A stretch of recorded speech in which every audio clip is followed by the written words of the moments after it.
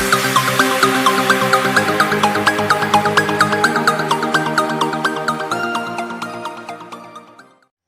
दोस्तों, स्वागत है आपका अपने YouTube चैनल द स्टडी अड्डा में।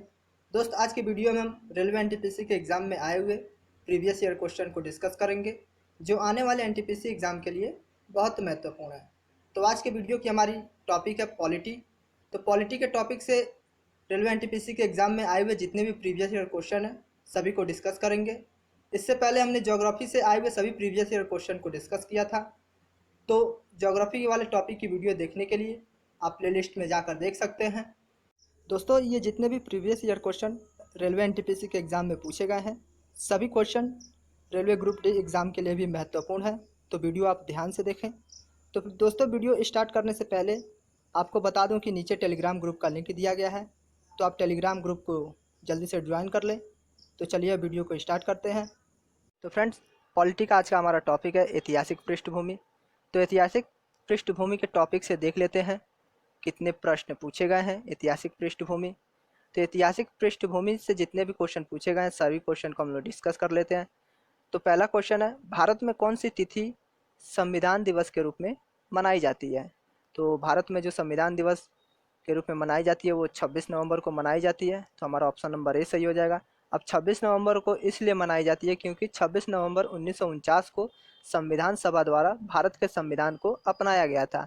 लेकिन 26 नवंबर 1949 को संविधान को अभी पूरी तरह से लागू नहीं किया गया था। भारत के संविधान को 26 जनवरी 1950 को पूर्ण रूप से लागू किया गया था। तो चलिए अगले प्रश्न की तरफ चलते हैं। अगला प्रश्न है, भारत का संविधान दिवस डैश को मनाया जाता है? सेम वही पिछले जैसा प्रश्न है। देखिए प्रश्न को लगातार पूछा जा रहा है एक ही बार। तो आप लोग प्रश्न को ध्यान से देखें, इस वीडियो को ध्यान से देखें, क्या पता कहीं इस बार भी सारे क्वेश्चन रिपीटेड हो जाए। तो क्वेश्चन था कि भारत का संविधान डैश को मनाया जाता है। तो भारत का संविधान अभी हमने पढ़ा है 26 नवंबर को मनाया जाता है। डिस्कस सेम पिछले जैसा ही होगा। अगला प्रश्न है, नीचे एक अभिकथन और एक कारण आर दिया गया है। तो फ्रेंड्स, हमें अभिकथन और कारण दिए गए हैं, तो इनमें से हमें पता करना है कि कौन सही है और कौन किसकी व्याख्या सही करता है, कौन किसकी व्याख्या नहीं करता है। तो आइए अभिकथन और कारण एक एक बार पढ़ लिया जाए। तो अभिकथन दिया है, भारतीय संविधान 26 जनवरी 1950 को लागू हुआ। तो अभी हमने ये पढ़ा है कि भारतीय संविधान जो 26 जनवरी 1950 को लागू हुआ है। कारण देख लेते हैं। तो कारण दिया है कि 26 जनवरी गणतंत्र दिवस के रूप में मनाया जाता है। तो कारण इसकी सही व्याख्या नहीं कर रहा है, क्योंकि जब भारतीय संविधान 26 जनवरी 1950 को लागू हुआ था, उससे पहले जो है 26 जनवरी स्वतंत्रता दिवस के रूप में मनाया जाता था। इसीलिए हमारा विकल्प यानी ऑप्शन डी सही है, क्योंकि ए और आर दोनों सही है, लेकिन आर जो है यानी कारण ए की उचित व्याख्या नहीं करता है। तो क्यों नहीं करता है ये जान गए हम लोग, क्योंकि 26 जनवरी को संविधान लागू होने से पहले स्वतंत्रता दिवस के रूप में मनाया जाता था।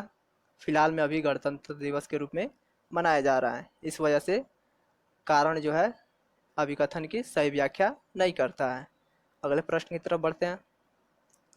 अगला प्रश्न है, भारत के संविधान के संदर्भ में निम्नलिखित में से कौन सा कथन असंगत है? तो इनमें सबसे भिन्न हमें देखना है कि भारतीय संविधान के संदर्भ में कौन सबसे भिन्न है। तो ये देख लेते हैं, एक एक करके ऑप्शन पढ़ लिया जाए। तो ऑप्शन ए है, यह कानून के शासन को विविधबद्ध करता है। तो ये असंगत नहीं है। यह कानूनी दस्तावेज नहीं है। तो ये थोड़ा थोड़ा लग रहा है। आगे फिलहाल ऑप्शन पढ़ते हैं। तो ऑप्शन सी है, यह राष्ट्र के नियमों की पुस्तक है। ये भी भिन्न नहीं लग रहा है। ऑप्शन डी है, यह मौलिक राजनैतिक मूल्यों को दर्शाता है। तो बी ऑप्शन सही है हिसाब से, क्योंकि क्योंकि जो भारतीय संविधान है वो एक मौलिक कानूनी आलेख है, जिसके अंतर्गत किसी देश की सरकार कार्य करती है, और यह संविधान देश में विधायिका, कार्यपालिका एवं न्यायपालिका की व्यवस्था तथा उनके अधिकारों उत्तरदायित्वों को सुनिश्चित करता है। तो हमारा ऑप्शन नंबर बी सही हो जाएगा, यह कानूनी दस्तावेज नहीं है। अगले प्रश्न की तरफ चलते हैं।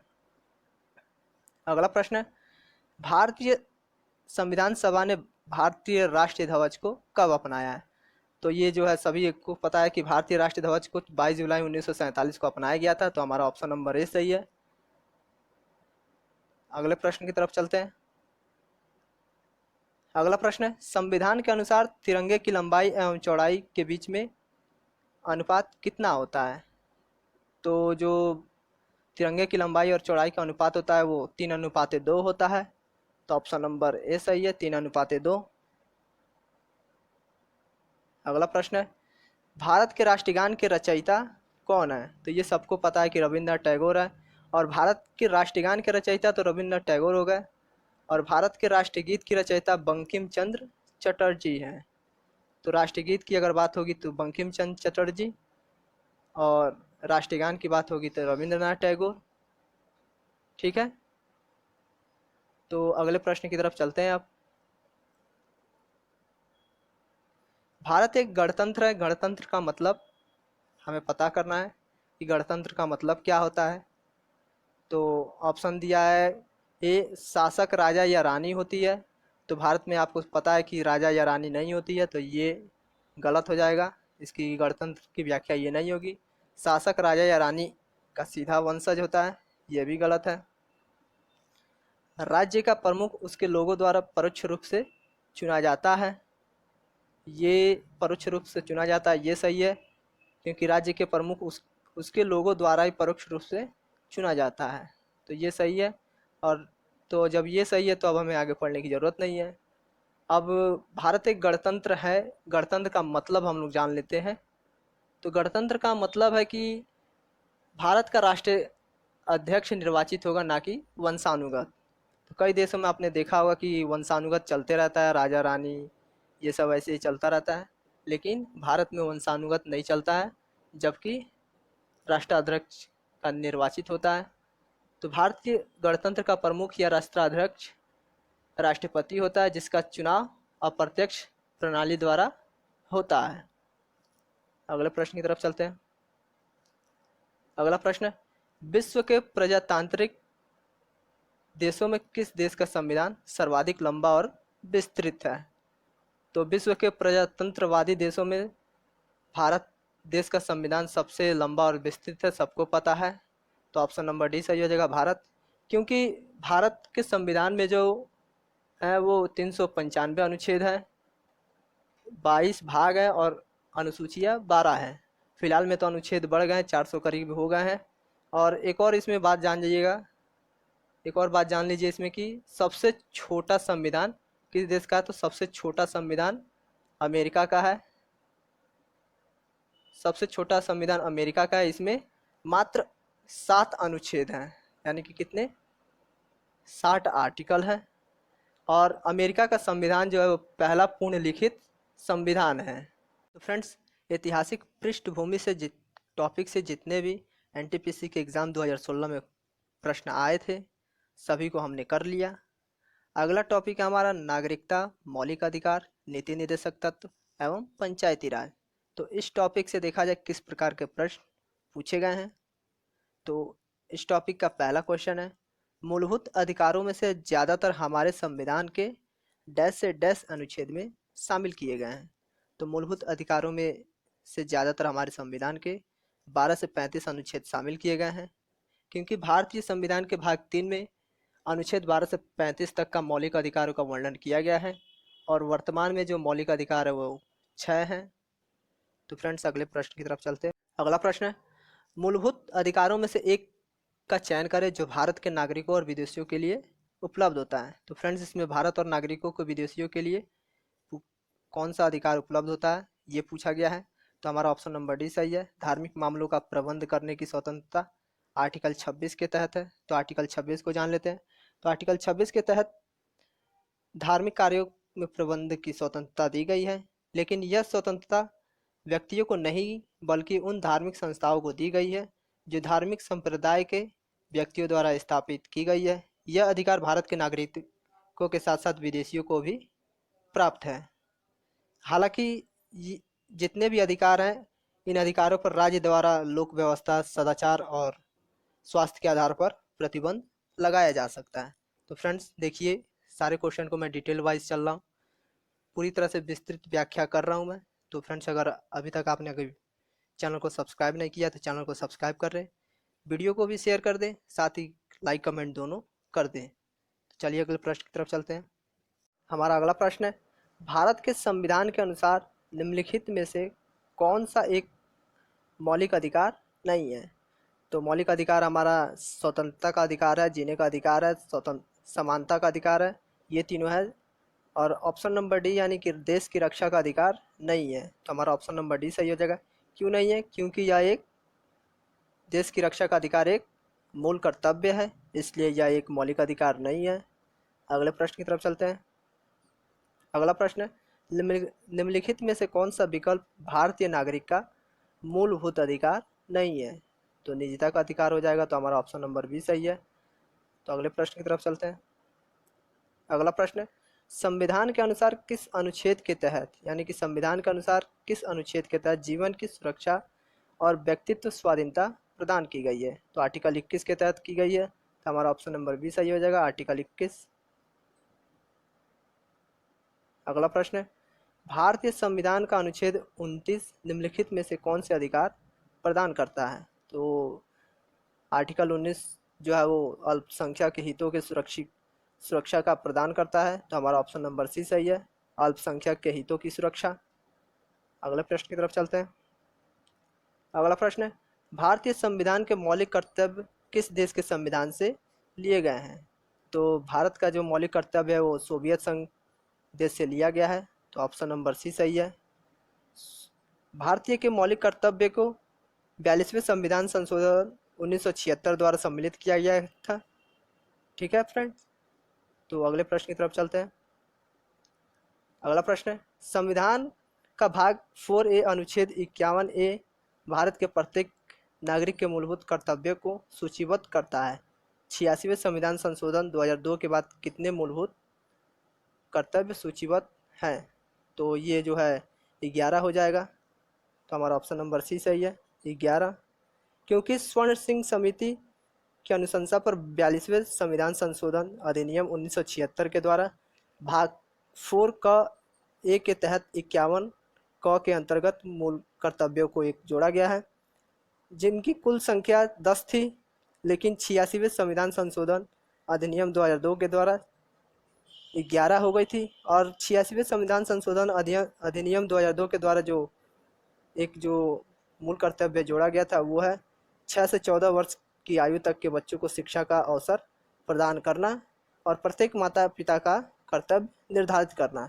यही एक मूल कर्तव्य जो है वो 86वें संविधान संशोधन के तहत जोड़ा गया था। तो अगले प्रश्न की तरफ चलते हैं, थोड़ा जूम कर लेते हैं इसको। तो अगला प्रश्न है, निम्नलिखित को पढ़ें और उस पर आधारित सवाल जवाब दें। तो हमें इनमें से पढ़ना है और इस पर आधारित सवाल जवाब देना है। तो ठीक है, चलिए कोई बात नहीं, पढ़ लिया जाए एक बार। तो है, राज्य के नीति निर्देशक सिद्धांतों और मौलिक अधिकार भारत के संविधान के अनुभाग हैं। उसमें से पहले अनुभाग अपने नागरिकों के लिए राज्य के बुनियादी दायित्वों और राज्य के प्रति नागरिकों के कर्तव्यों को निर्धारित करते हैं। उत्तरार्ध के अनुभागों में एक भारतीय नागरिक जिन मौलिक अधिकारों का हकदार है उसका समावेश करें। तो हमारा ये जो है हमने पढ़ लिया, तो उस हिसाब से ऑप्शन नंबर सी सही है। निर्देशक सिद्धांत दायित्व है जो कि राज्य को पूरा करने से संबंधित है। तो चलिए अब अगले प्रश्न की तरफ चलते हैं। एक मिनट, इसे थोड़ा छोटा कर लिया जाए। हाँ, अब चलिए। तो अगला प्रश्न है, लोकतंत्र और विकास के लिए पंचायती राज संस्थाओं के पुनर्स्थापन के लिए राजीव गांधी द्वारा 1986 में गठित समिति का नाम क्या है? तो राजीव गांधी द्वारा गठित समिति का नाम एलएम सिंघवी समिति है, जो लोकतंत्र और विकास के लिए पंचायती राज संस्थाओं के लिए पुनर्स्थापन के लिए गठित किया गया था। तो हमारा ऑप्शन नंबर बी सही है, एलएम सिंघवी समिति। तो एक बार और पढ़ लेते हैं। लोकतंत्र और विकास के लिए पंचायती राज संस्थाओं के पुनर्स्थापन के लिए राजीव गांधी द्वारा 1986 में गठित समिति का नाम एलएम सिंघवी समिति है। अगले प्रश्न की तरफ चलते हैं। अगला प्रश्न है, हरियाणा पंचायती राज बिल 2015 के अनुसार पंचायती राज इंस्टीट्यूशन यानी PRI चुनावों में उम्मीदवारों की न्यूनतम योग्यता क्या निर्धारित की गई थी? तो सही आंसर ऑप्शन नंबर बी होगा, मैट्रिक। हालांकि मुझे लगता नहीं है, क्योंकि यहाँ वर्ग नहीं दिया हुआ है कि क्वेश्चन में ये नहीं पूछा गया कि पिछड़े वर्ग के लिए यानी OBC के लिए या SC ST अनुसूचित जाति या जनजाति के लिए उम्मीदवारों की न्यूनतम योग्यता के क्या निर्धारित की गई है, ये नहीं दिया गया है। तो इस क्वेश्चन का जो आंसर है वो पूरी तरह से बताया नहीं जा सकता है।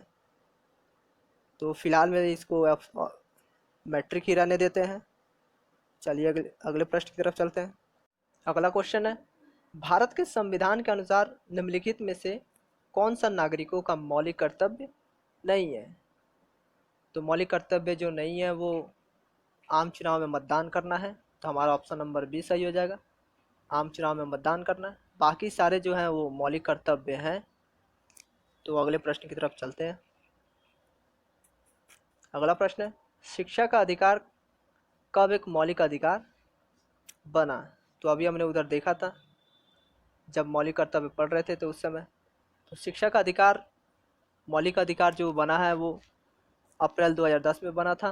तो हमारा ऑप्शन नंबर डी सही हो जाएगा, क्योंकि 86वें संविधान संशोधन 2002 के द्वारा संविधान के भाग 3 में नया अनुच्छेद 21 क जोड़ा गया था, जिसके अनुसार राज्य 6 से 14 वर्ष की आयु के सभी बालकों को निःशुल्क और अनिवार्य शिक्षा की व्यवस्था करने का जिक्र किया था। इसी अनुक्रम में शिक्षा का अधिकार अधिनियम 2009 संसद द्वारा पारित किया गया, जो 1 अप्रैल 2010 से लागू हुआ। तो इस हिसाब से हमारा ऑप्शन नंबर डी सही हो जाता है। तो फ्रेंड्स, नागरिकता मौलिक अधिकार नीति निर्देशक तत्व से जितने भी पिछले NTPC के एग्ज़ाम 2016 में पूछा गया था प्रश्न, सभी को हमने डिस्कस कर लिया और किस प्रकार के कितने प्रश्न पूछे गए थे वो भी देख लिया गया। तो अगला टॉपिक हमारा राष्ट्रपति एवं उपराष्ट्रपति। तो इस टॉपिक से देखा जाए कितने प्रश्न पूछे गए हैं और किस प्रकार के हैं। तो हमारा इस टॉपिक का पहला प्रश्न है, भारत में निम्नलिखित में से कौन से अधिकारी का चुनाव? तो इसमें अधिकारी का चुनाव अनुपातिक प्रतिनिधित्व के आधार पर किया जाता है। तो भारत में जो है राष्ट्रपति का चुनाव जो अनुपातिक प्रतिनिधित्व के आधार पर किया जाता है। तो हमारा ऑप्शन नंबर बी सही हो जाएगा। अगले प्रश्न की तरफ चलते हैं। फ्रेंड्स, अगला प्रश्न है कि भारत के राष्ट्रपति के पद की शपथ किसके द्वारा दिलाई जाती है? तो भारत के राष्ट्रपति के पद की शपथ भारत के मुख्य न्यायाधीश के द्वारा दिलाई जाती है। तो ऑप्शन नंबर डी सही हो जाएगा हमारा।